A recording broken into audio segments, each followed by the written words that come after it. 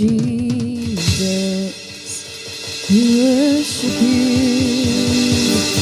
Be exalted in this place.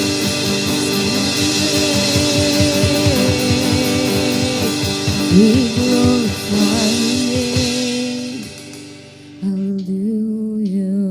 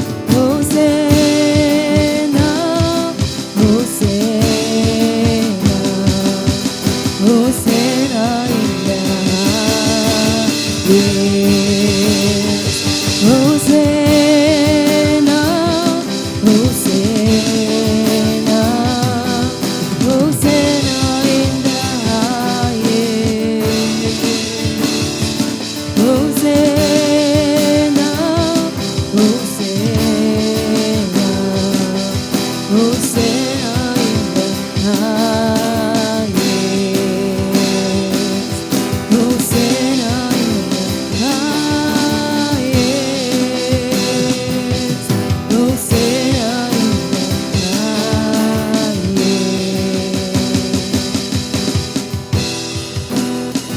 Oh, we lift your name, Jesus. Have your way. We exalt your name. Be glorified, be magnified, Lord. Have your way. We worship you. We exalt your name. You are high lifted up. We bring glory and honor to your holy name. We bless you, Lord. We bless you, Lord. Hosanna in the highest. We give you the highest praise, O God. You alone are worthy, Lord. You alone are worthy, God. We worship you. We worship you, Lord. You alone are worthy. You alone are worthy, Lord. We lift you in this place. We bring glory and honor to you alone. We give you all of the praises, all of the honor, all of the glory. You alone are worthy, Lord. We worship you. We worship you. Hosanna. Hosanna in the highest. We lift you high, we magnify, and we give you all of the praises, Lord.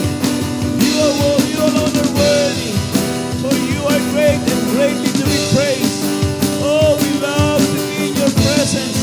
We love to be in your presence, God. We love to be in your presence, Lord, to worship you and honor you. Oh, you're worthy, Lord. You alone are worthy, Lord. Worthy, Lord. Worthy. We bless your holy name. We bless your holy name. Hosanna. Worthy, worthy, O Lord, the praises. We give you all. We give you all. We exalt your name. We magnify your name. We adore you, God. You are excellent. Your name is excellent. You are the only God who deserves the praises of your people, God. Hallelujah. Worthy, worthy. Hosanna, Hosanna in the highest. We bless you, Lord. We bless you, Lord. Accept our worship, accept our praises. Let it be a sweet smelling aroma unto you, God. We come to you with a heart that brings honor and glory to your holy name. We lift you high and we magnify you. You alone are worthy, Lord. You alone are worthy, worthy, worthy. Karapat-dapat ka, Panginoon. Wala kang katulad, aming Diyos. Purihin ka, Panginoon. Purihin ka, O Diyos. Hallelujah. Pinapasalamatan ka namin. Ikaw lamang ang dakila, makapangyarihan sa lahat. Wala kang kapares, wala kang katulad. Walang maihahambing sa iyo, aming Panginoon. Karapat-dapat ka sa lahat ng pagpuri at lahat ng pagsamba. Hosanna in the highest. Patuloy kang makita, mamasdan, magliwanag sa aming mga buhay. Maranasan namin ang iyong kapangyarihan araw-araw. Kapangyarihan para buuin ang buhay na ito at kumpletuhin. Dahil sa piling mo, walang kakulangan. Kaya Lord, patuloy kami nagtitiwala sa iyong kakayanan. Ikaw pa rin ang makapangyarihan sa lahat.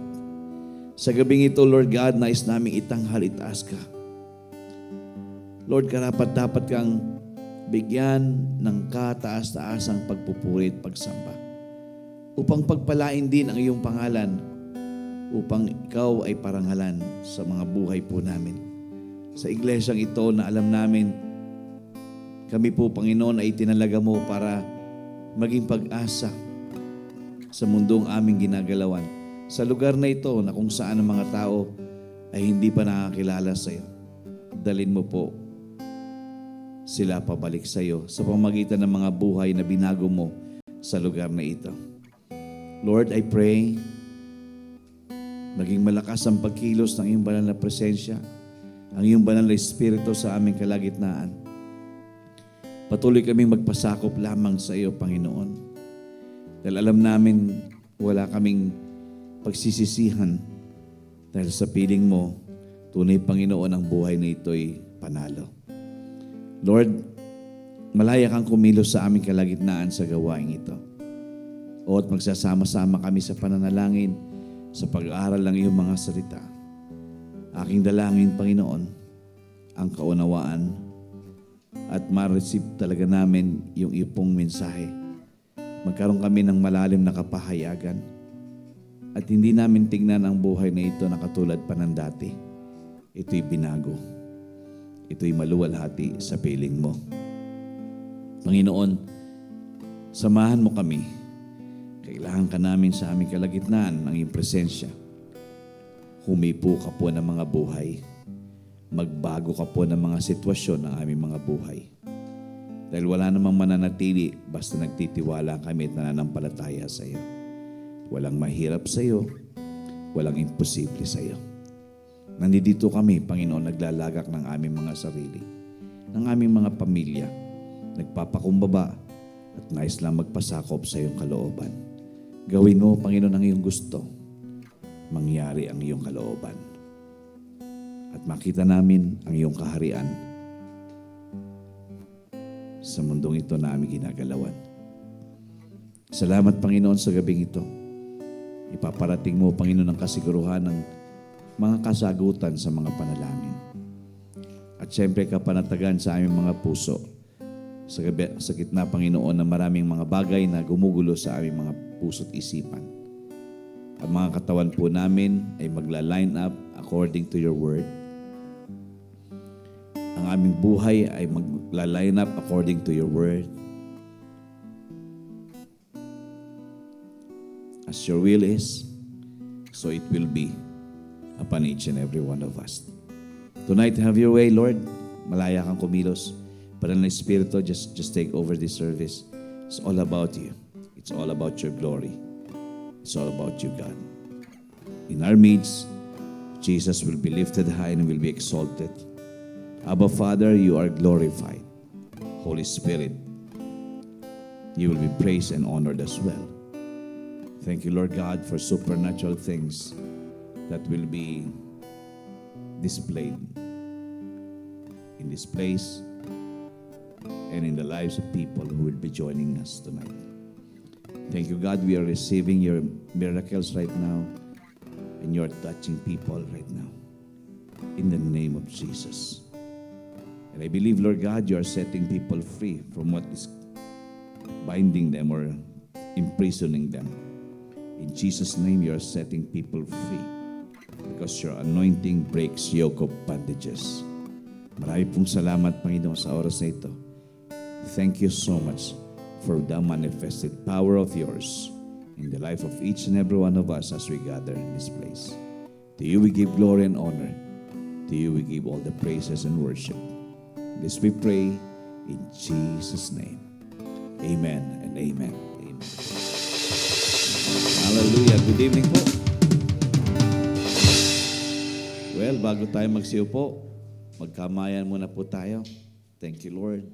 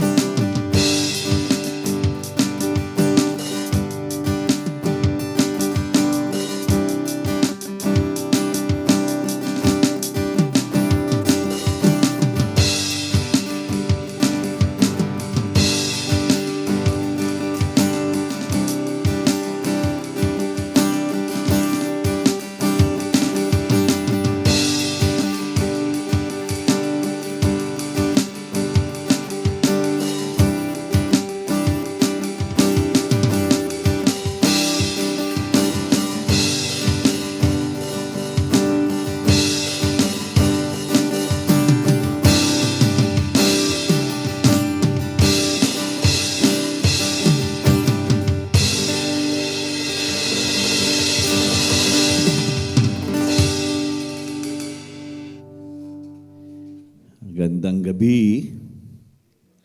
Gandang gabi, bayan. Parang nakakatakot yung boses ko ngayon.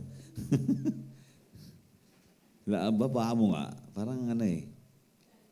Ang lalim, parang nasa kuweba ako. Masyado modulated eh. Parang halatang bagong gising lang ako. Good evening. So welcome once more to Life and Peace Believers Community midweek service and also the last night of our prayer and fasting. And I believe God is doing a work sa ating lahat. When a word is declared or released, we know it will not come back to us void.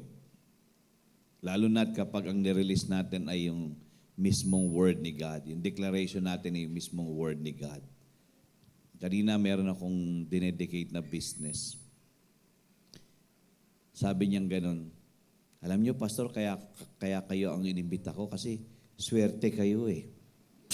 Sabi kong ganun, huwag ganun.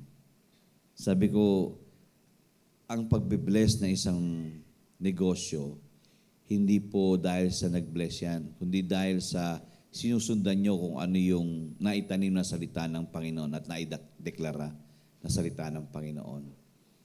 Hindi po, ako sabi ko ganun, ako personally, may kumpiyansa ako eh. Na kung ano man ang re-release ko sa lugar na ito, sa inyong lahat, there is such a belief that this will manifest. Ano ba yung kasi, sino ba nang maniniwala sa sinasabi mo, kundi ikaw na rin, di ba? Kung ikaw nagre-release, bakit? Nag-release ka na ng deklarasyon, tapos nag-alinlangan ka pa. So, sabi ko, I'm not used to saying things na just to say things that are beautiful to hear. Pero I'm used to saying what is needed to be said. Kung ang dapat ko sabihin ko na lang kasi kung yun ang pinapasabi ng Lord, then yun ang pasabihin ko, i-release, di ba? And things really happen in manifestation. To which, sabi niyang ganon, kasi pangatlong outlet na nila, ako yung nagbukas doon sa una. Ako yung nag-bless before anything will happen o mag-operate sila. So, nagkaroon sila ng ikalawang outlet na hindi naman pinabless. Para bang just to have an outlet there. And it is, sabi niya, it's just so different. Napansin niya raw na kakaiba ang pinabe-bless at may guidance ni Lord kaysa sa walang kung basta gumawa ka lang ng iyo. Kaya sabi niya, kaya kita pinatawag, pinahanap ko ulit kay Andre, sabi niya gano'n. Kasi kailangan namin yung mga deklarasyon mo. Sabi ko, hopefully, hindi lang yung deklarasyon ko ang hinahanap nyo yung Panginoon na nagbigay ng deklarasyon sa akin. Kasi I'm just a tool, an instrument of God to flow, to let the blessings of the Lord flow. So, nakakatuwa na ganon. And even last Saturday, meron din akong blines na bahay sa BF Homes. And I was just praising God for the opportunity to plant the seed of the Word of God to these people. And siguro sooner we will see them. I'm not just inviting them. I'm just trying to encourage them. Involve yourself. Don't be too business-minded. But involve yourself in a spiritual practice that will guarantee your business success. So, mga kapatid, ang ano po natin ngayon, sa panahon ngayon, it's more of what we utter in our lips. Kung ano sasabihin natin, alam ko lahat tayo somehow na tawag dito, na taken aback ba yan? Yung para bang napipigilan tayo to say something that somehow it doesn't fit our character to say it, just to say it. Pero alam natin ang pananampalataya natin ay hindi naman umaangat kung wala tayo talagang salita ng Panginoon sa atin. If we have not known the word of the Lord, then we cannot really declare. Ang problema nga kasi minsan alam lang natin yung salita ng Panginoon dahil sinabi ng pastor eh. Tama? Para bang na-catch ko yung sinabi mo, pastor eh.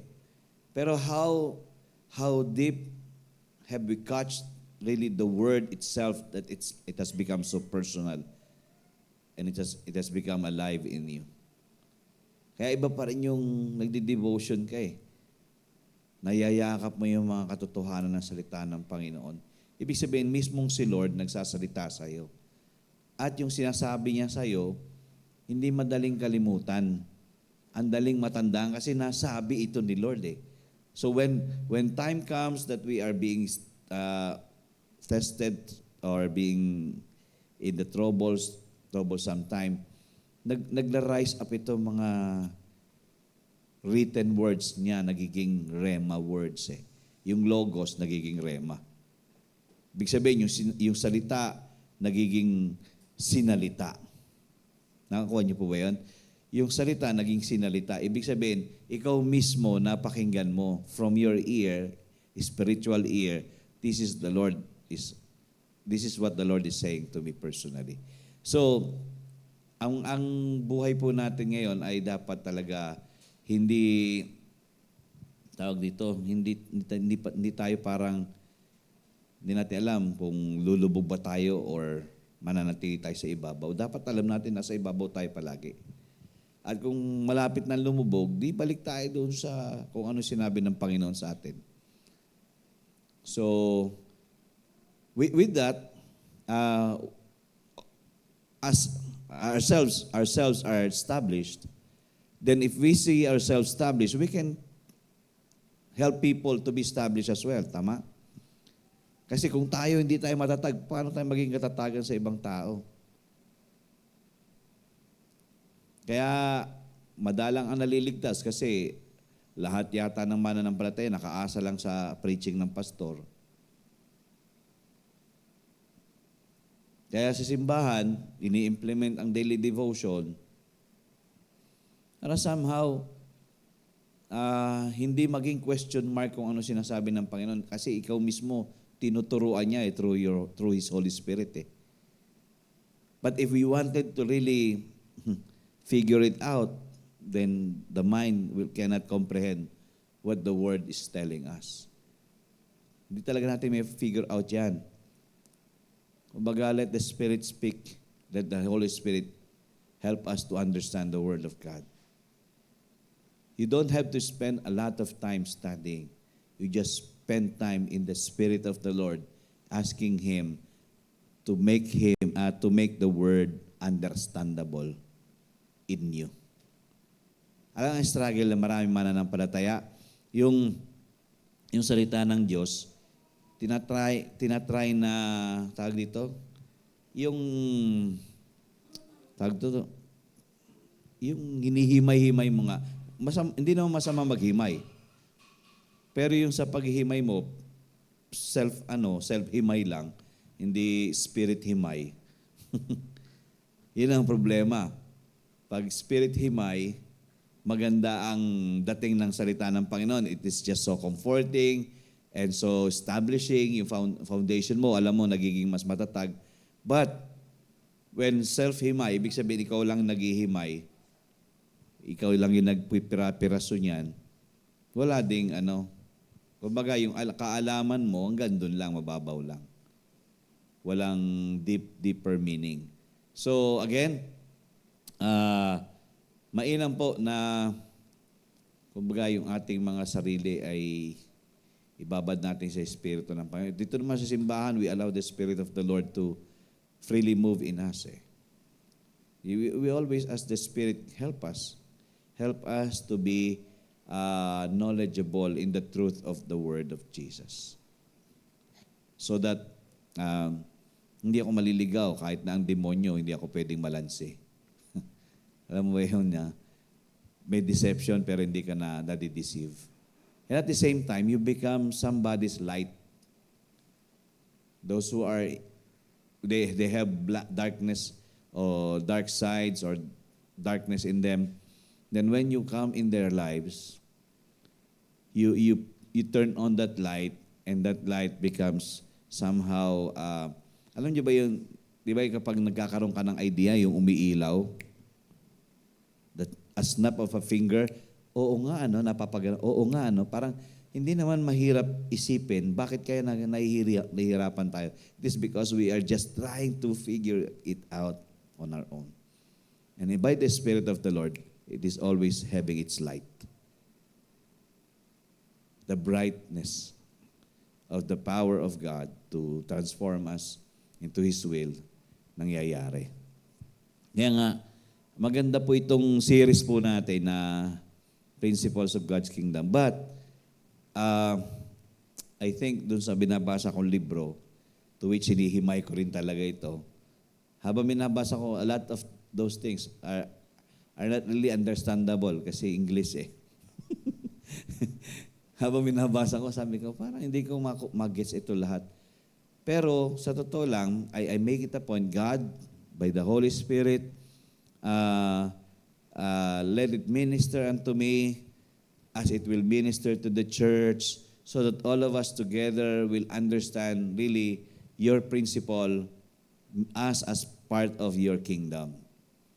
So hindi dapat maging komplikado, even though at times yung mga terms natin parang komplikado, pero somehow alam natin, mababaw na siya, pinababaw na siya.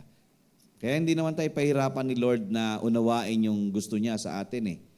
Hindi naman ganun si Lord na magbibigay ng maraming exam. O sige, kung alam mo sagot, sagutan mo. Pag hindi mo alam, kawawa ka naman. Hindi ganun si Lord eh. Ang gusto niya, ito, as simple as this, this is your test, then you are able to answer it correctly. Kaya nga yung tinatawag na conviction, ang bilis. Yung conviction, yung work ng Spirit. Mabilis siya. O nga, nagagalit ka. And then, napatingin ka sa isang lugar. And then, God reminds you, cool down.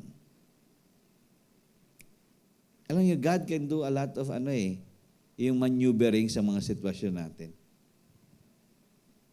Kanina, may pumasok nagmamadali, parang nadulas pa ng masamang salita. O di nung nagsalita ako, nilakasan ko talaga eh. Not intentional, but I've said that purity. Ewan ko, ba't yun ang binigyan kong diin? Purity in the business is very necessary.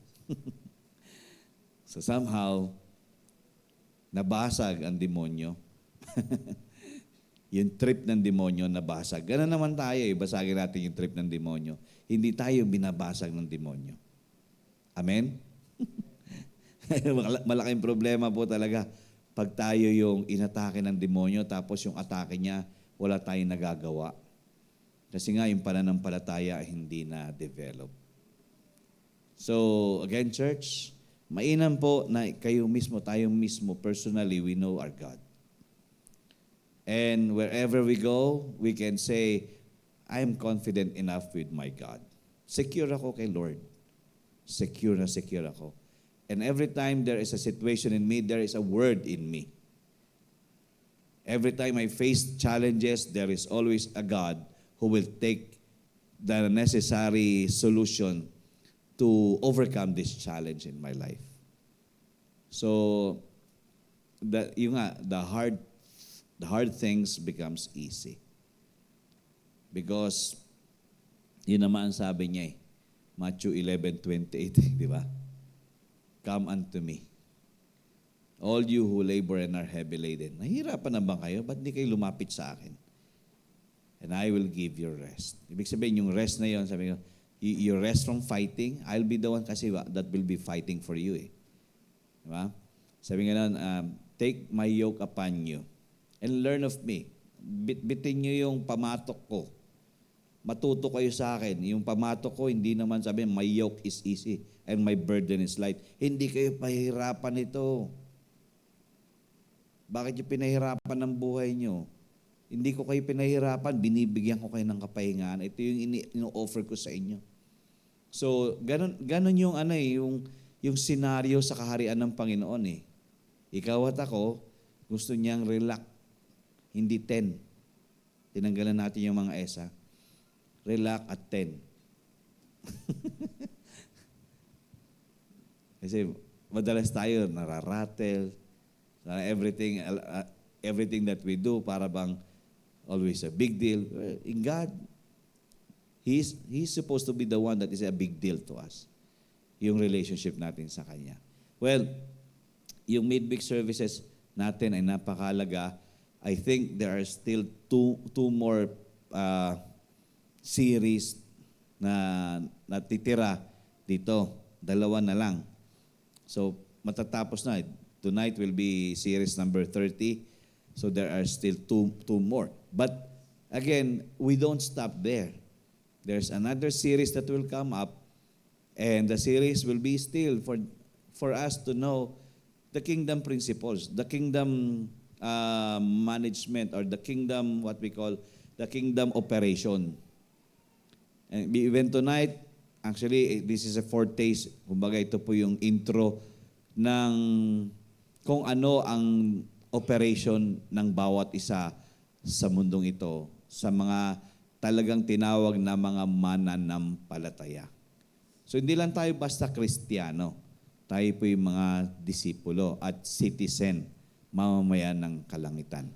Okay? So before I share, paalala lang po yung mga announcements natin. This coming Saturday will be Youth Fellowship, 4:00 ng hapon.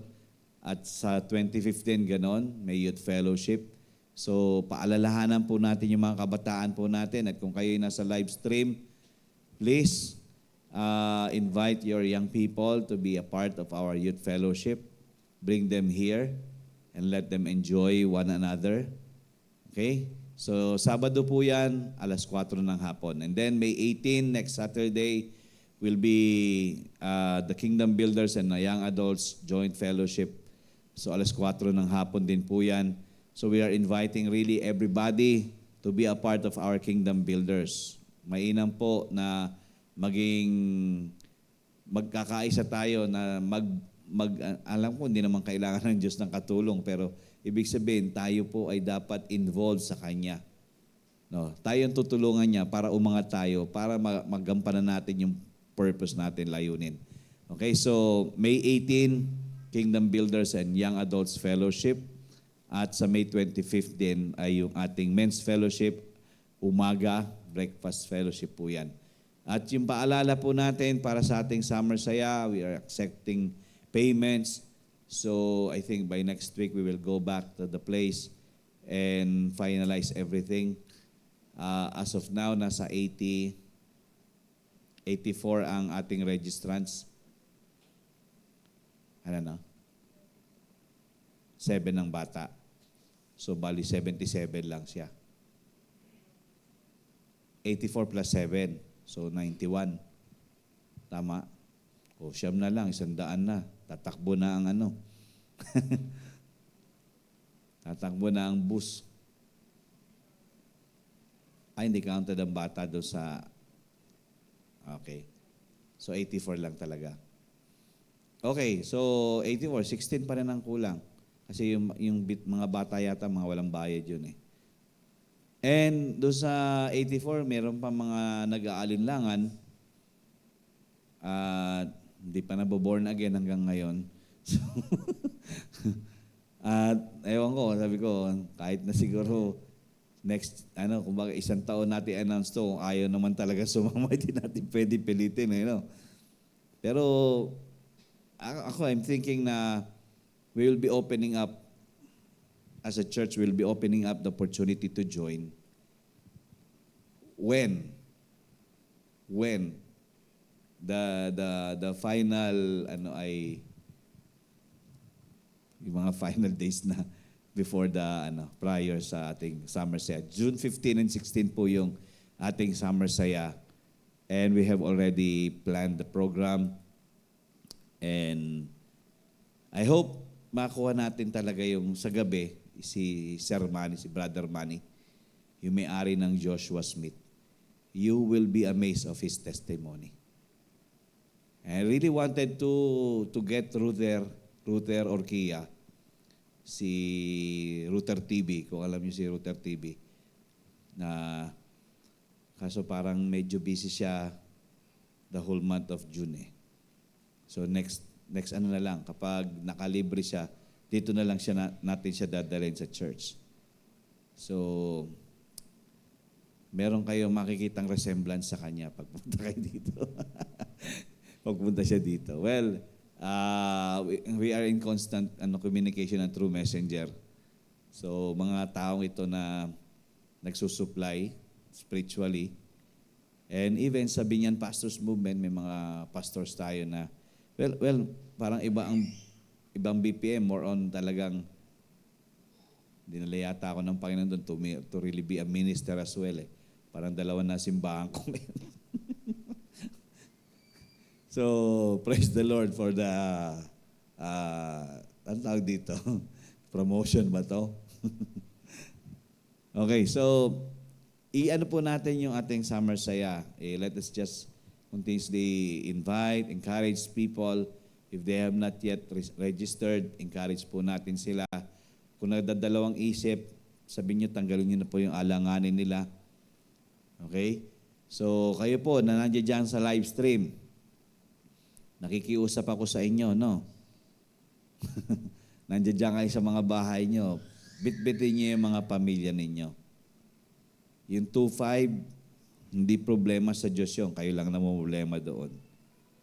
So, 2,500 per person, inclusive of accommodation, food, and the t-shirt. Ang transpo lang po ang wala doon. Okay, so yun po yung ating mga paalala sa ating ministry dito sa Life and Peace Believers Community Binyan. So, ngayong gabi, this is series number 30, and I want us all to learn once more. This is a preview of how the kingdom operates.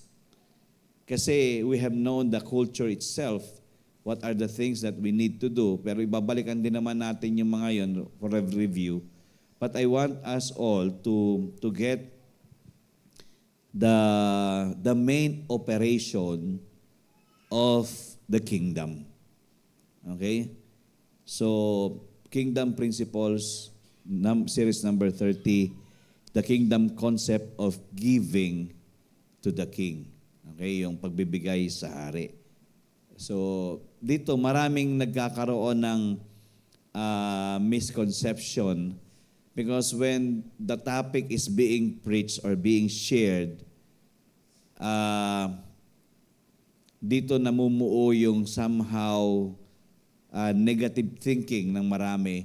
Oh, tingnan nyo, title pa lang, bigayan na lang yan, puro ano na lang yan. Ganon. Yun yung bang isip, ano? Pero hindi ba naiisip na yung bigayan ay mas nabibigyan yung magbibigay. Okay, so titingnan po natin yung mga konsepto. Bakit kailangan nating maging katulad ng ating hari, ng ating Panginoon? The kingdom concept of giving to the king. So, tingnan muna natin itong mga tinake up natin the last 2 Wednesdays, yung manifestations and determinants of culture. So, what we wanted is that we build the kingdom culture in us here in the church. As much as possible, the standards are there, supposed to be, na nakikita ng mga tao. So, we don't lower our standards just to be compromiser. Okay? Marahil mahigpit, pero maganda ang resulta. Okay? Yung values, yan yung unang-unang manifestation. Yung mga values, ano ba yung pinapahalagaan natin? Siyempre, pinapahalagaan natin unang-unang Diyos natin, ang relasyon natin sa Kanya, at yung pinapahalagaan natin yung pamumuhay natin bilang isang mananampalataya. Kasi, kung bina-value natin, kaya yung Matthew 6:33, seek first the kingdom, ibig sabihin, we value Him. siya talaga yung top of the top. Tapos yung pangalawa, yung priorities natin, diyan din pumapasok pag nagpapahalaga ka sa Diyos, siya ang prioridad mo talaga. Okay? So nagmamanifest yan, kitang-kita na ang Diyos talaga ang nangunguna sa buhay mo, sa buhay natin. Tapos pangatlo, na determinant or manifestation, yung behaviors, yung asal. Anong klaseng asal meron tayo? Ano yung pinakikita natin sa tao? Ano yung pinakikita natin sa loob ng tahanan natin? So, kung adapted tayo talaga, naka-adapt na tayo doon sa kingdom culture, then our behaviors tells it all. Okay? And then our standards. Ano ba mga standards natin? So, actually, part doon sa mga pinag-uusapan natin, mga standards na talaga dyan eh. Yung pananamit, pagkain, mamaya kasama din yan eh sa manifestation. So standards, ano ba yung mga pamantayan natin? Ang pamantayan ba natin ay sinabi ng tao o sinabi ng Diyos mismo sa atin? So when we are talking about standards, it's all about what will be our what do we practice that is not hindi siya lihis sa will ni God. Yung mga standards po natin. And then, the celebrations that we do. Ano yung mga celebrations natin? Marami, sa atin, sa mga Pilipino, marami tayong celebration eh. Diba? Tayo yata ang pinakamaraming festival dito. Pero, ano bang pinaka-main natin celebration? Siyempre, dapat ang first and foremost and most important that we celebrate is our God. And then, the morality, anong morality tayo meron? Do we let sin take dominion? Or we suppress the manifestation of sin? Pagkasalanan, hindi natin nahayaan na kumbaga ma-magnify.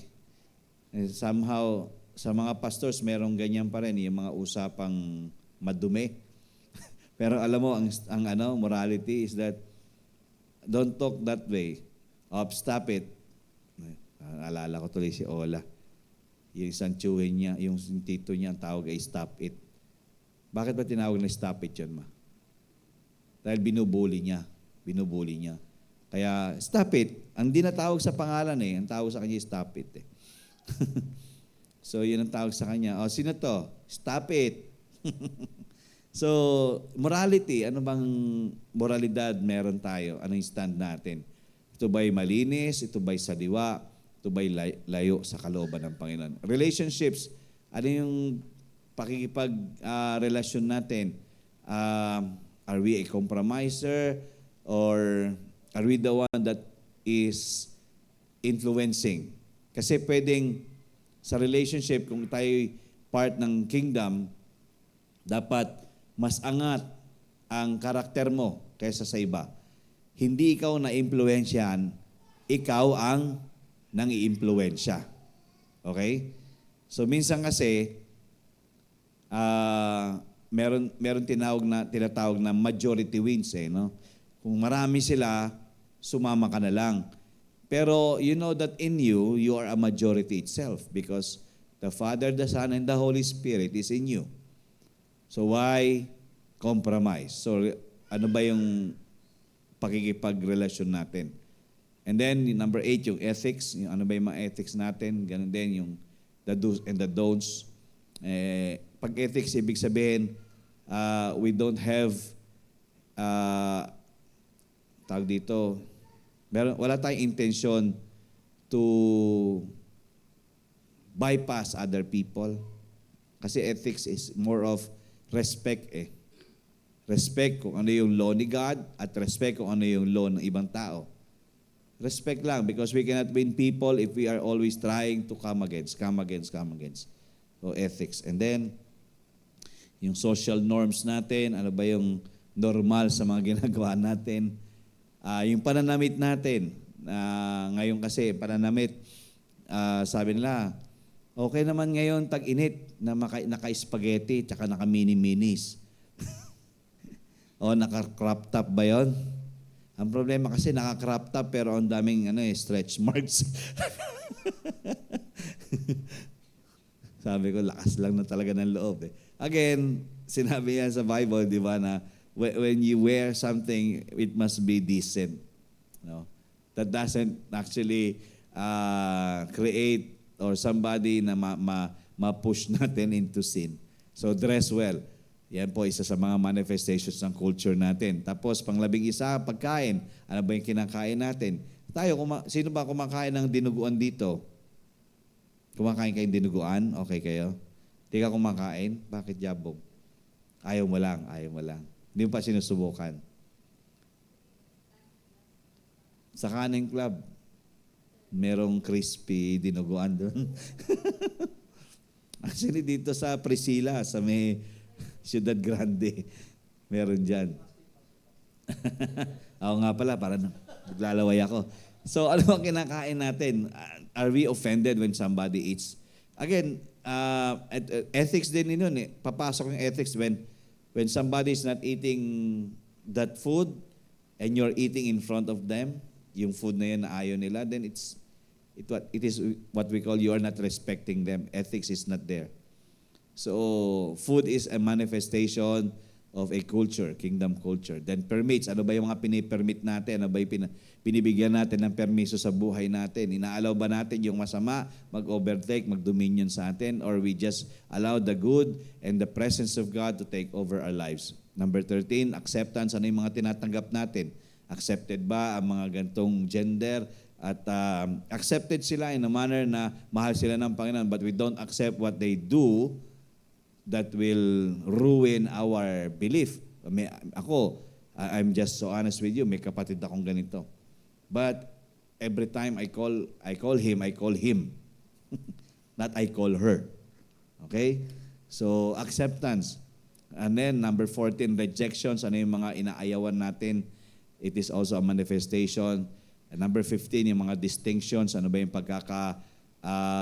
paano natin ipinaparti-parti, binabahagi-bahagi yung mga bagay na sa Diyos at hindi sa Diyos. At yung last, quality standard. Anong mga quality standard meron tayo? Ano ba yung tinatayuan natin mga standard sa buhay? So, pag sinabing quality, ibig sabihin, walang halong talagang dumi. Pag nakipagbiruan ka, quality pa rin. Ibig sabihin, clean fun. Okay, so yan yung mga manifestations that we are all operating in the kingdom culture. Okay, so mainam po na maintindihan natin ito because when we go to the next, we will surely see all these things, yung giving to the king. These are, if we check ourselves, no, na yung panalangin ni David na, search me, O God, and know my heart. Try me and know my thoughts, and see if there is any wicked way in me, and then lead me in the way everlasting. So, kung na-determine natin yung buhay natin na, kumbaga na-check natin, again, we cannot do it perfectly, ha? Baka iniisip natin dito na, nako, ang hirap pala maging mamamayan ng kalangitan. Mahirap naman po talaga on our own. But God will always give us His grace, which is very present and very available for us today. So, para makapangyari ito sa atin, we ask always the grace of God to fill us up. Yung abundant grace niya, yung magnificent grace niya na available sa ating lahat. Because we cannot really perform well with our being a citizen of the kingdom if there is no grace upon us. Okay? So, these are all determinants na tayo ay talagang involved sa kaharian ng Panginoon. We just don't do Bible studies, we just don't do worship, we just don't do things na parang it looks like a godly thing. But in every way, we look like, we sound like, we smell like, we feel like, really being a part of the kingdom of God. Meaning, we really belong there. Talagang bahagi tayo doon sa kaharian ng Diyos.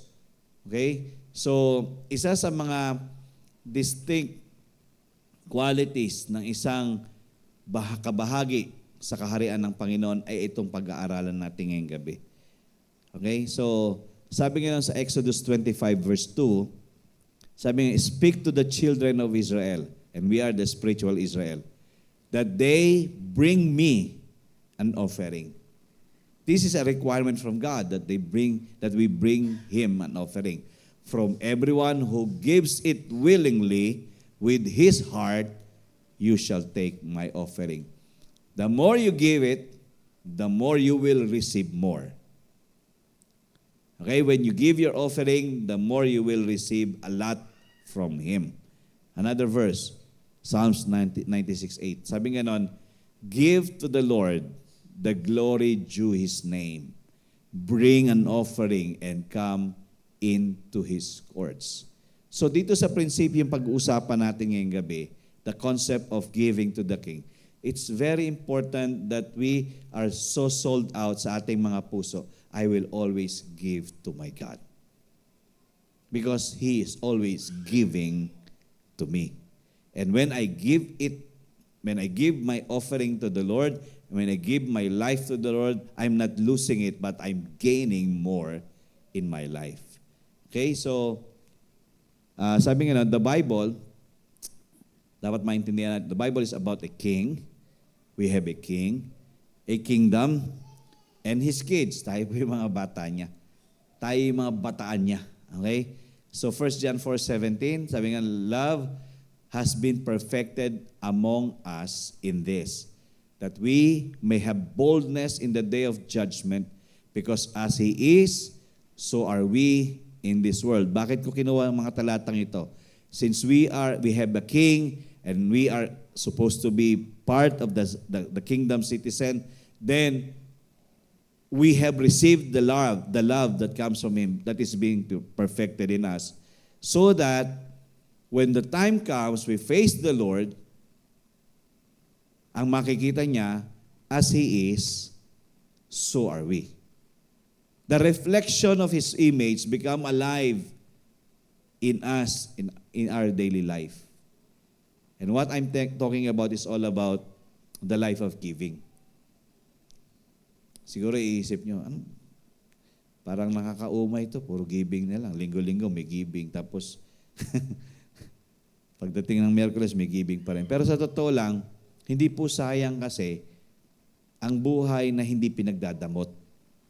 Tama? Kung bukas tayong lahat, siguro kung ang Diyos talaga'y nakikialam sa atin, nare-resolba ang kahit na pinakamalaki at pinakamaliit na mga sitwasyon ng mga buhay po natin. So, all the Lord wants, and the Bible is telling us, we have the King of Kings, we have a kingdom, we are part of the kingdom, and we are His kids. Ibig sabihin, gusto niya, kung sino siya, tayo rin ay maging. The mere reflection of Him is us here on earth. Okay? So, an important characteristic of the king and those in his kingdom is what? Being a giver. The important characteristic. Ito isa sa pinaka-importanting katangian, siyempre ng ating hari at ng kaharian, ang pagiging mapagbigay. Tingnan niyo po, first, He gave man the earth to rule. Doon pa man, nagbigay na siya. Then, after man lost his kingdom, God gave His Son so that He could get man's kingdom back. And then Jesus gave Himself even to the point of death to salvage man from the effects and consequences of his rebellion against God. So dito pa lang, we need to be convinced that the God that we serve never stops giving. And it did not stop during the time of Jesus when He gave His only Son. And until today, He has given us His Holy Spirit. Tama? Kaya sabi niya ganoon, I am not leaving you orphan. I am giving you a helper that will help you along the way in your walk with me. So, ang character mismo ng hari, ng kaharian, At tayo na mga mamamayan ng kaharian ay dapat tayo maging mapagbigay. So, as kingdom citizens, we give because we are like Him, created in His image and likeness, and because giving is a proper way to honor a king. It is a proper way. It's not a loss for us. Nung nag-uusap kami ni Salen, sabi nga, ang standard kasi minsan ng Diyos ay hindi natin maintindihan. Kasi sabi nga, pag nagbibigay ka, ang isip mo nawawalan ka. Tama, di ba? In the natural way, that is what we can think. Yung talaga maisip natin. When we give away something, we think that we are losing something. But when we give away with the heart that is right as a citizen of the kingdom, then we know it is a gain for us the more. And He requires us to be a giver just like Him. He is the giver of gifts and He never stops giving. Hindi siya humihinto ng pagbibigay. Until now, we are still being a recipient of His giving. Every day we wake up, we receive. Tama? Sa buong araw, we are still receiving. Kung makatapos ang araw na ito, nabuo tayo, wala tayong diferensya, He's still giving. And then we wake up another day, and then another day, and another day. The days becomes weeks, becomes months, becomes years. It is because the Lord never stops giving. So as He is, so are we. So these are 6 royal kingdom principles of giving. Ito yung dapat maisip natin at makatch natin. Ano ba yung royal kingdom principle? Ibig sabihin, ito yung standard ng hari sa pagbibigay niya. Okay? Unang-una, the power of kings is displayed in their wealth. Wala. Ayan pala. So, dito lang pala, no? Dito hindi. So, the power of kings is displayed in their wealth. So, the wealthier the king, the greater his power. Okay? And we all know, God owns everything. Amen? Even our life, even the things that we are using while we are still living, lahat yung galing sa Diyos. So the wealthier the king, the greater his power. Okay? Or at least the perception of his power in the eyes of others. Pag mayaman ka, makapangyarihan ka. Kasi ang standard thinking or yung nakikita ng tao ay kapwa-tao. Pero hindi talaga appreciated yung talagang pinakamayaman sa buong mundo. Ating hari, ating Panginoon, ating Diyos. So that is a royal principle, royal kingdom principle. That as a king, he needs to be displaying his wealth. And sa atin naman, wala naman siguro sa ating nalingid ang yaman ng mundo. Diba? Ang yaman ng mga pananim, ang yaman ng mag-reproduce ka ng mga animals for us to have food, yung mga gulay natin, ang yaman, mga prutas natin, mayaman, ang mga isda, mayaman. Hindi naman tayo naubusan ng supply, di ba? Sinasabi nila, there is a shortage.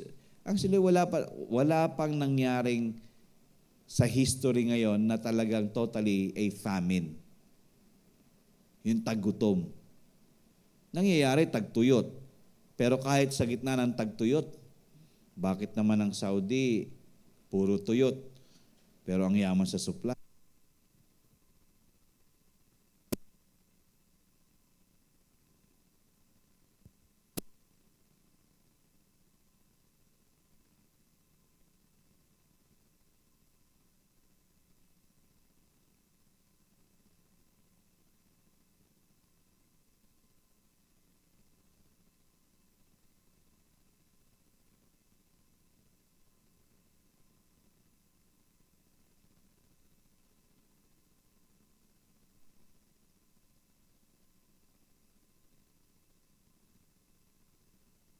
Yan, balik na. So, at least, nakikita ng mga tao, dapat makita ng tao yung yaman ng hari natin. Isa yan sa mga, kumbaga, parang matibay na patotoo or proof that the king is a powerful king because he has amassed a lot of wealth. Diba? Kaya nga ang mga hari, maintindihan natin pag nakikipag-battle sa ibang mga kaharian, pag tinalo nila, kinukuha nila yung yaman nun. Nagbabasa ba kayo ng Biblia niyo? Ang ginagawa nila, pinapatay nila lahat ng tao, kinukuha yung mga ari-arian. Because the more that they gain the wealth, the more they become powerful. So, alam niyo na, maya-maya, makikita natin bakit kailangan niyang maging mayaman. Sobrang yaman. Okay? So, next slide is this. Psalms 24 verse 1, dapat maintindihan natin ito. The earth is what? Is the Lord's, and all its fullness, the world and those who dwell therein.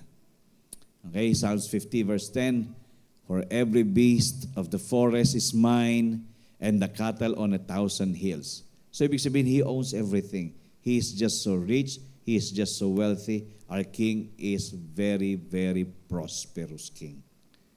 And with that, makikita natin as a king, he has all the rights to be implementing his power over people. But this is not to abuse, but this is to use for the goods, for the welfare of the people. Okay? So that is number one. Number two, the second royal kingdom principle is the purpose for a king's wealth is to secure his reputation. Kasi the more that he is more wealthier, his kingdom is glorious. Diba? Kapag ang hari, si Solomon, diba? Nakita naman natin kung gaano ka-splendor yung kanyang kaharian. Ibig sabihin, there is such glory in that. A king whose people are secure in his benevolent provision will be loved by his people, respected by other kings and rulers, and will enjoy a stable and secure reign. So, makikita natin na ang Diyos, ang hari natin, He has wealth. He has amassed a wealth so that His reputation will never go down. It is a very glorious status kapag marami kang tinatamasa. At maganda rito, the more you are gaining a lot in this life or sa hari, nasisecure yung mga nasa under niya. Tama, no? The more that the king is wealthy, the people under him will always feel so secure. And sabi nga nun, mamahalin siya ng mga tao, rerespetuhin siya ng ibang mga hari, kasi magiging tawag dito, pansin eh. Nababalita yan, uy, si ganito, si haring ganito, sobrang splendor ng kaharian. So, they will know who the king is because of his wealth. So, in John 14:2, sabi nga lang, di ba, in my Father's house are many mansions. So, ibig sabihin, mayaman talaga ang Diyos kasi hindi lang sinabing houses eh. Ang sinabi ay mansions. So, ibig sabihin, alam natin glorious ang lugar na yon. May kanta nga na i-compose, di ba, yung I can only imagine. What would it be like when I found myself standing by His side? Di ba, I can only imagine. Just imagine when the time comes that we face our God, and if He has really said that He has prepared the mansion before us. Di ba glorious yon? Kasi dito, bahay lang tayo. Pagdating doon, mansion. And iba ang specs ng mansion dito. At iba ang specs ng mansion ng Diyos. Yung maglakad ka lang sa streets of gold, malupit na yon. Brass gate. Bronze gate ba yon? Yung mga, kung paano i-picture ang langit pag binasa niyo yung Revelation, Mamamangha ka na lang, sabi, ganito pala ang ang picture ng langit. Pero again, mahirap sa human mind, hindi mo talaga siya mako-comprehend. But we can really be rest assured that His kingdom is glorious kingdom. Okay? Number 3, the glory of a king is his power to outgive another king. This is a royal kingdom principle. So yung kanyang kaluwalhatian ay yung kapangyarihan niya na higitan pa ang ibinibigay ng ibang mga hari. Kaya nga, kung ang demonyo nagbibigay na magaganda, si Lord, pinakamagaganda ang ibibigay sa atin. Minsan kasi, ang tao nga, nasa-settle sa maganda lang. Merong mas pa, di ba? At merong ang pinaka. Ang Lord, pag nagbigay, hindi lang siya maganda. Mas maganda sa paparanas niya sa atin. At pinakamaganda para sa ating buhay. This is definitely a characteristic of the King of Heaven. Yan talaga yung yung characteristic or yung katangian ng ating hari. As owner of literally everything, God is the richest king that was and is or ever will be. No one can outgive our God. So that is His glory as a king. He has that power to outgive another king. That is why nakakapagtaka na lang when people are just trying to go after things na ibinibigay ng mundo to which God can outgive.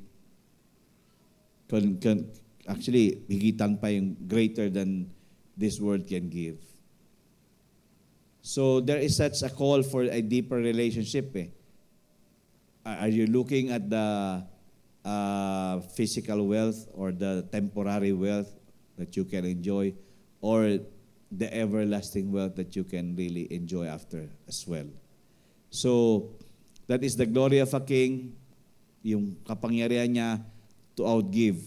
Dito lang masasabi natin na mismatch na dito Mismatch na kung ang Satanas ay nakakapagbigay, sabi nila, sa mundong ito, ang binibigay ng Satanas ay puro magaganda. Pero, may pero palagi. Ito yung twist ng istorya. Pero, yung Diyos natin na pinakamayaman sa lahat, lalampasan niya pa kung anong pwedeng ibigay ng Satanas na yan sa buhay natin. So, yan ay royal principle ng kingdom. Number 4, tayo na lumipat. Kaya nga lumipat yan. Kaya naman lumipat.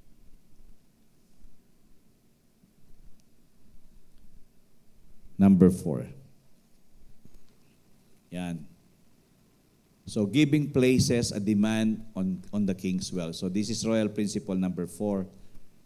Giving places a demand on the king's wealth. So, good kings use their wealth to bring prosperity to their people and improve the quality of their lives. So, there is a demand to put this wealth to its proper places. This way, the king's riches do not stagnate or rot away. The more he gives, the more riches will come. Still the principle, di ba? The more we give, the more we will receive. So giving to a king places a demand on his wealth because a king cannot allow himself to be outgiven. So nagkakaroon ng demand. The more that we are giving something to the Lord, the more He is obliged. Na-obliged siya na magbigay pa ng dapat niyang maibigay sa atin. Kasi sabi niya nga dito, a king cannot allow himself to be outgiven. Nagbibigay tayo, so magbibigay siya. At nabibigay niya palaging hindi lang sapat, higit pa nga sa sapat. So we are giving places a demand on the king's wealth. Pag tayo nagbibigay, we are really, yung sinishare ni Brother Ben sa giving, yung keys, yung mga susi. Pag nagbibigay tayo, it opens up the wealth of the king for Him to release it on us. Imagine, we give this one because God is demanding us this thing, and then we give it away to Him, and the Lord will say, hindi mo ako ma-outgive, ibibigay ko sa iyo itong diniman ko sa iyo, bibigyan kita na mas maganda pa dito. In that way, we understand na kaya siya nag-aamas ng maraming kayamanan, para iamas din ang kayamanan nito sa atin. Ibig sabihin, iparanas din ito sa ating mga buhay. Okay? Number 5, giving requires a response from the King. Every time we give, there will be a response from the King. When we give to Him, He responds in kind, but in much greater measure. So alam niyo, Luke 6:38, give, ginagamit kasi ito sa giving. Pero actually, ito yung patungkol sa pagpapatawa dito. Give, and it will be given unto you. Press down. Ano ba? Shaken together and running over. Good measure, pressed down, shaken together, and running over will be put into your bosom. For with the same measure that you use, it will be measured back to you. So yung measurement natin, alam natin, hindi pantay sa measurement ni Lord. Tandaan niyo yan. Kung ano yung ibinibigay natin, yes, it will come back to us, good measure. Sabi ko, parang nagbigay ka ng 1,000 ibon.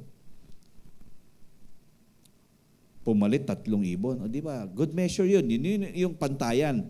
Pero pag nagbigay si Lord, lagpas pa doon. Hindi mo ina-expect.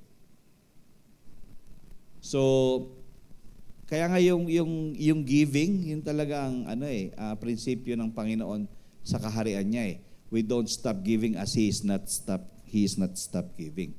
And then, the last one, giving to a king attracts his wealth to the giver. Attracts his wealth to the giver. Okay, the more that we are giving to God, yung wealth niya ang namamagnet natin. Alam niyo ba yun? Kaya nga tinawag tayong wealth magnet. Ano ba yun? Wealth magnet? Kasi pag magnet, ano ba ibig sabihin ng magnet? Mga bigati niya, mga magnet, di ba? So, ang giver sa hari ay nag-attract ng kanyang kayamanan sa nagbibigay. So, ito'y nagpupul ng kayamanan ng langit para mapasa kamay natin. Kaya ako hindi ako naniniwala na ang mananampalataya ay mahirap. Kaya naghihirap kasi nga ang karakter ay hindi mapagbigay. Or palaging subi ng subi, pero hindi inisip kung ano ang para sa kaharian ng Diyos. So sabi ng kings give away wealth in order to gain more wealth. But when we give to the king, it begets giving back to us because our generosity attracts the king's wealth to us. Yung pagbibigay natin sa ating hari ay nag-a-attract ng kayamanan niya sa atin. Paki-post mo nga yan, Hebrews 11:6. Okay, alam natin yan. But without faith, it is impossible to please Him. But he who comes to God must believe that He is, and that He is a rewarder of those who diligently seek Him.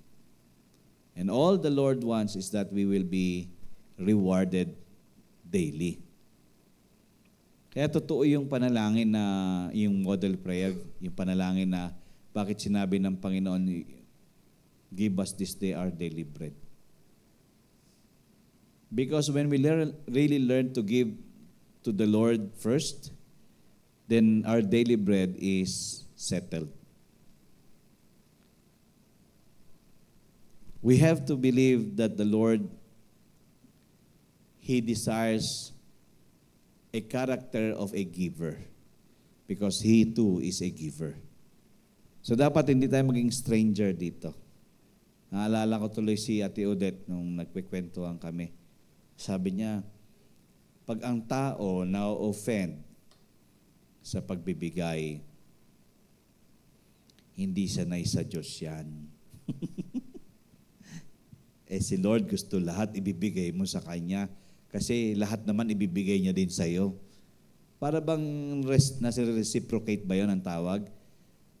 And more than what you have given is what you will be receiving. So in the principle of the kingdom of God, all He wanted is that we all will really become a giver. Meron pa ba yan? Kasi dito, itong 1 Kings chapter 10, 4-7, this is a story of King Solomon visited by the Queen of Sheba. Basahin nga natin ito, 1 Kings chapter 10. This will be the conclusion.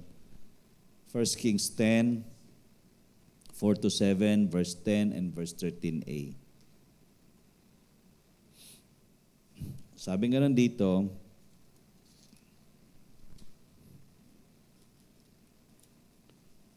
dikit na dikit 10:4.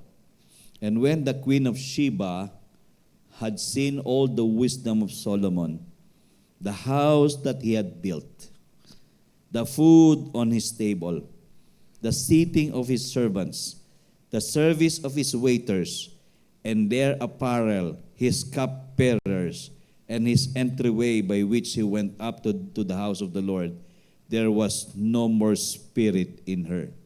Grabe. Pag binasa niyo ito, maintindihan niyo na nung pumunta si Queen Sheba doon sa lugar ni Solomon, laglag talaga lahat ang pangan niya. As in talagang grabe. Kaya nga, the kingdom of Solomon during the time is really splendid . Napaka-splendor. So, talagang sabi nga nandito yung pagkaka-describe sa kanya, there was no more spirit in her. Ibig sabihin,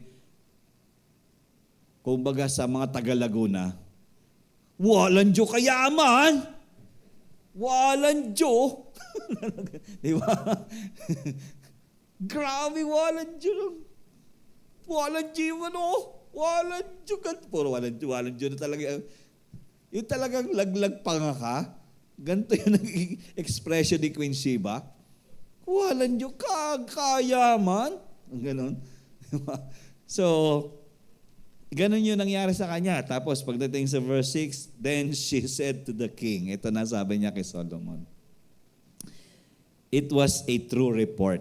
Okay, this is not a fake news. What you have heard when you were in Sheba, now you came here, totoo lahat yung mga report na yon. Sabi niya, it was a true report which I heard in my own land about your words and your wisdom. Kasi hindi naman nagmamalaki si Solomon . Gusto niya lang ipakita yung splendor ng kaharian niya. And then, verse 7, sabi ganon, however, I did not believe the words until I came and saw with my own eyes, and indeed, the half was not told me. Ibig sabihin, kalahati pa lang pala yung naikwento sa kanya. Pero yung katotohanan, yun nakita niya. Your wisdom and prosperity exceed the fame of which I heard. And then, jump tayo sa verse 10. Tingnan niyo po yung splendor ng kaharian ni Solomon, hindi siya madamot. Pagdating sa verse 10, tingnan niyo. Then she gave, si Queen Sheba muna, then she gave the king, pumunta siya doon para magbigay. Okay, half lang yung dinig niyang balita. Pero yung half nakita niya sa katotohanan, yung kabuuan talaga nakita niya. And with that, she was just so pleased, and she's just being na-magnetize siya to give, to still give to King Solomon. Then she gave the king 120 talents of gold. Grabe. Pag talents, ibig sabihin, malupit ito. mayaman din ito. Spices in great quantity and precious stones. There never again came such abundance of spices as the Queen of Sheba gave to King Solomon. So ibig sabihin, kumbaga, hindi naman niya pinaandaran, kundi she wanted to just bless Solomon. Pagdating naman sa verse 13, tingnan niyo. Now, King Solomon gave the Queen of Sheba all she desired, whatever she asked, besides what Solomon had given her according to the royal generosity. So, ibig sabihin dito, pagdating doon sa last part, so she turned and went to her own country, she and her servants. Hindi siya bumalik sa kanyang sariling bayan na wala siyang bitbit, higit pa sa kanyang ibinigay. Sa yaman ni Solomon, hindi manghihinayang yon. Nagbigay ka nga eh. So, sa palagay nyo, si Queen Sheba ba ay magsasabing, ito lang, ito na ibigay ko? Hindi. Ibig sabihin, nung banggitin niya na, nung sabihin ni Solomon, anong mga gusto mo? So, lahat ng gusto mo ibibigay ko at meron pa yang bonus. Alam niyo, ganun yung operation ng kingdom. And all the Lord wants is for every one of us to always be willing. Kasi minsan, di ba, yung katulad ni Sheba, Queen of Sheba, nakita niya yung dami na mayaman na ito. Ba't ko pabibigyan, di ba? Minsan ganun minsan nagiging, dahilan to ng mga mananampalataya mayaman naman ang Diyos, bakit ko bibigyan pa ang Diyos?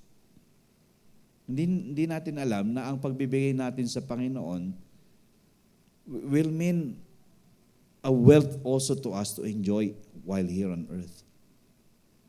It's unlocking heaven to be poured out, the resources of heaven to be poured out to us here on earth. So the kingdom culture and the kingdom principle only really operates well when the citizens are all givers. Yun naman talagang tinuturo ng hari, huwag kayong madamot kasi hindi madamot yung hari ninyo. Tama? So yun po yung dapat maging solido sa atin.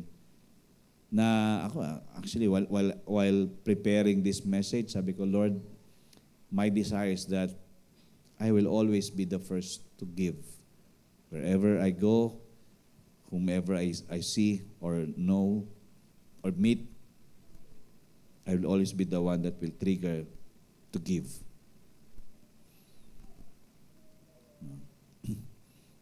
Pag sinabing inahaya kang magkape, sumama ka, ikaw na magbayad. But not all the time is like that, no. We allow people to bless us, but as much as possible, we want it to be the one that blesses people. Because if we operate in the kingdom, we operate as a giver. Amen?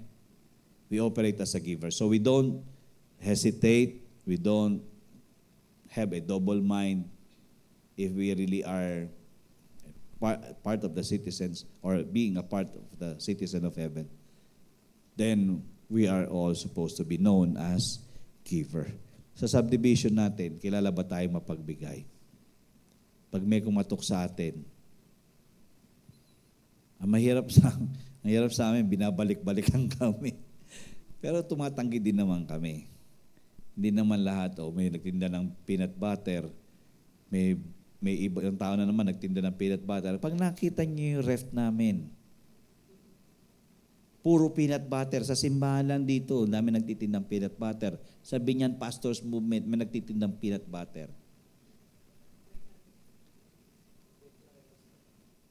Bebenta ko na nga yun. Sa totoo lang. Diba? Pero again, sabi nga, wag mo naman entertain lahat. Sabi ko, kung 120 lang yun, bilhin mo na. Wala namang mawawala sa 120. Nakatulong ka na, napagpala mo pa siya. At yung balik sa iyo, iba yun when you give freely and cheerfully, kasi hindi tearfully, cheerfully. Kasi yun ang require the Lord. We give cheerfully, not tearfully. So, we all know that it honors the Lord because, alam nyo, ang isa sa nakaka-notice, na noticeable ng Diyos sa ating mga buhay, yung kung sino siya, ganun din tayo. Kung siya'y mapagbigay, hindi dapat tayo ganun din mapagbigay. Pero hindi natin pagbibigyan ng demonyo, ha? Doon tayo maging madamot sa demonyo. Kasi wala siyang karapatan sa buhay mo, kabuhay ko, buhay ng pamilya natin. Amen? So, again, giving to the King is very important. Because if we wanted the wealth of heaven to be here on earth, then we keep on giving. We keep on giving. It unlocks everything from the resources of God, the sources of God to supply niya para sa atin dito sa lupa. Amen? Tayo po tayong lahat. Thank you, Lord. I hope you learned something. Hindi pa matatapos to. May dalawa pang series ito ng giving.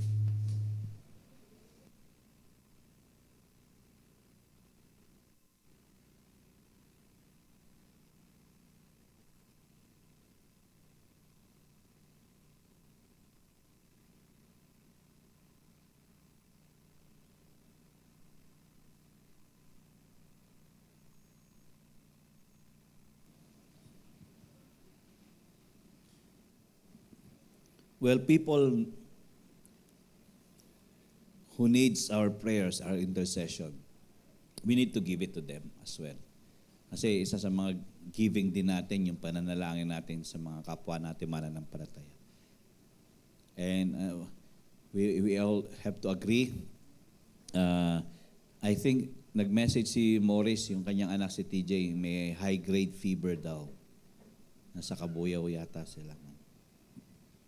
So we are believing for and declaring the healing na mag-flow at mag-manifest, ma-restore at ma-recover yung pangatawan ng bata. So we are releasing healing. And everyone who is watching right now, if you are having difficulties in your body, declaring healing, ikaw mami, yung mata mo, yung sakit-sakit ng ulo mo. Takaw ko na sa tubig, dumaki man ang tiyan ko sa tubig, okay lang. Kasi feeling ko palagi akong tuyot eh. Hindi nyo ba nararamdaman palagi tayong tuyot sa panahon ito? Dapat nadodraw tayo sa tubig, binibigay niya yan para sa atin.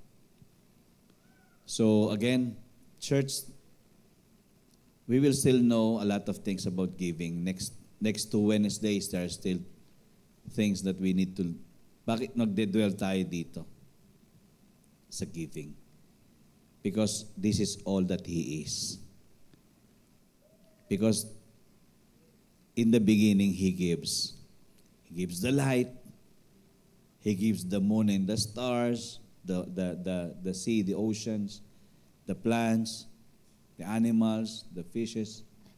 Everything He has given for us, for our benefit. So, why not i-catch natin ito na kung ang Diyos simula pa lang nagbibigay na, siguro nga, ang gusto ni Lord, nagbibigay din ako. Because I cannot reproduce another one that is not a giver. This is the best character that I can be as a citizen of the kingdom of God.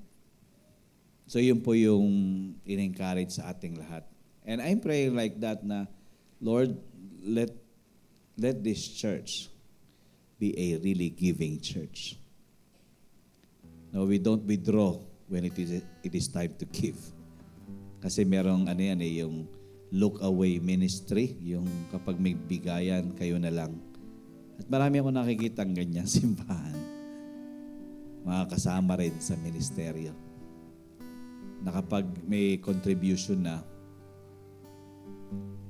parang tumitiklop na. And if these people know this principle of the kingdom of God, being a giver, we will be more receiver of a receiver. Yun lang yun eh. The more we give, the more we receive. Hallelujah. Let's pray. Let's bow our heads and close our eyes.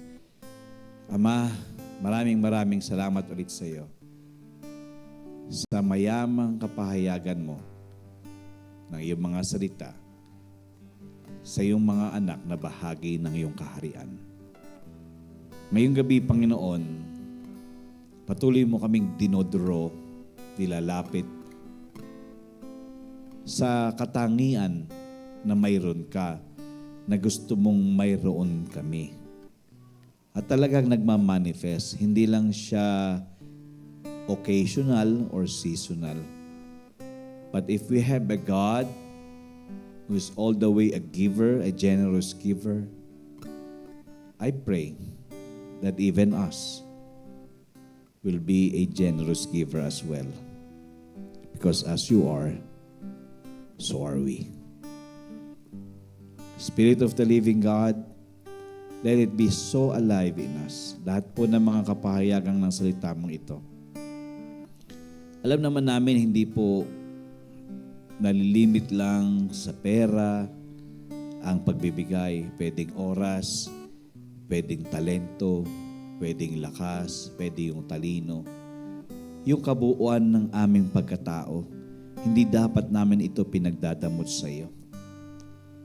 Kundi nagpapasakop, papakumbaba, kinukumit ang buhay na ito sa iyo. Dahil sabi mo nga, if we lose this life for your sake, we will gain it. We will surely gain it. So God, there is no losing end or losing cause if we give it all away to you. Tulungan mo kami na huwag manghinayang.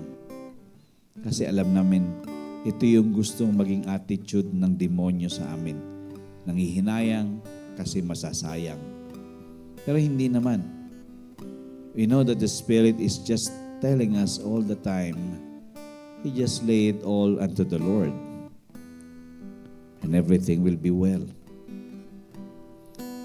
And as you lay it all to the Lord, you will let the power of God flow in you and through you.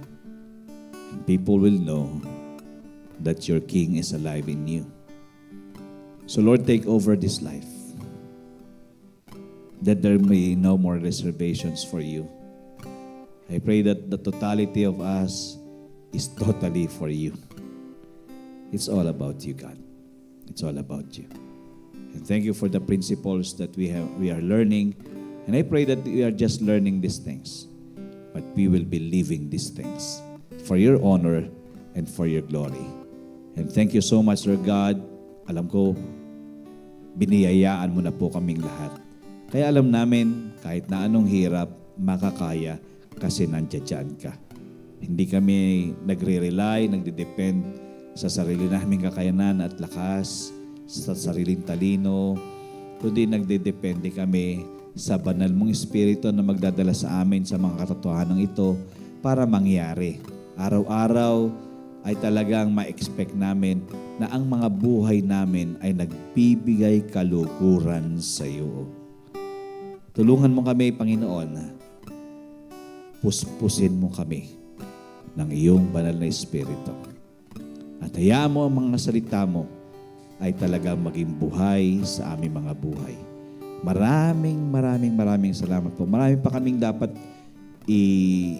i-absorb para patuloy na magbago kami from the inside out. But we are willing, God. We'll just sit at the feet of Jesus and learn of your ways and your will upon our lives. Lord, thank you for this church, for this ministry. We are growing and we know we will never stop growing from the inside out as well. Quality and then quantity. Salamat po, Panginoon. Hindi mapipigilan ng multiplication. At anuman, Panginoon, ang pinagdadaanan namin ngayon, magtatagumpay po kami. At makikita namin, Panginoon, ang yaman mo ay talagang manifested sa buhay ng bawat isa, sa pamilya ng bawat isa. Hindi po kami sasadsad sa hirap, sa pagkukulang, sa mga kahirapan, kami po'y iaangat, itataas sa kasaganahan. Maraming salamat po, Panginoon. Pinapalaya mo ang bawat isa sa mga tanikala sa pagkakabilanggo na hawak-hawak ng demonyo sa buhay po namin. Sa pangalan ng Panginoong Yesus, walang kapangyarihan ng demonyong sumira sa amin. In Jesus' name, we bind the works of the enemy over our lives, over our families. In Jesus' name, if we are sick, we will be so healed and so whole, and we will enjoy the health that comes from you, and we will be all stronger and stronger every day, and we were all able to do your will upon our life, O God. And whatever is now lacking, Lord, you will fill it up. And when you fill it up, it is always overflowing, O God. At alam namin, ang mga blessing ay hindi lang mag-stay sa amin, kundi makakapag-bless kami sa maraming tao. Hindi kami tumatalikod sa obligasyon ng pagbibigay, kundi talagang masaya kaming nagbibigay. Purihin ka, Panginoon, sa gabing ito, sa lahat po ng mga ginagawa at gagawin mo pa. At alam namin magmamanifest ka sa simbahang ito. At sa mga bagay na mukhang mahirap sa amin, Lord, alam namin nire-resolve mo rin ito lahat sa amin. Kinukumbinsin mo kami na kaya mo ang lahat dahil ikaw ang pinakamakapangyarihan at ikaw ang pinakamayaman na aming hari. Thank you, Lord God, and we release healing for TJ. We release healing for Salen. We release healing for everyone. In Jesus' name, whatever the things that are bothering us, the pains or the discomfort in our bodies, it will line up in accordance to your word, O God, because by the stripes of Jesus, we are all healed from the top of our head to the soles of our feet. We thank you also for the supernatural provision sa lahat po ng aming pangangailangan. Alam namin, Panginoon, nakahanda, nakaprepare na ang kasaganan na aming pong ma-enjoy sa buhay. We just need to keep on doing your will upon our life, to keep on giving our life and trusting you all the way and hoping, Lord God, because we know you will never fail us.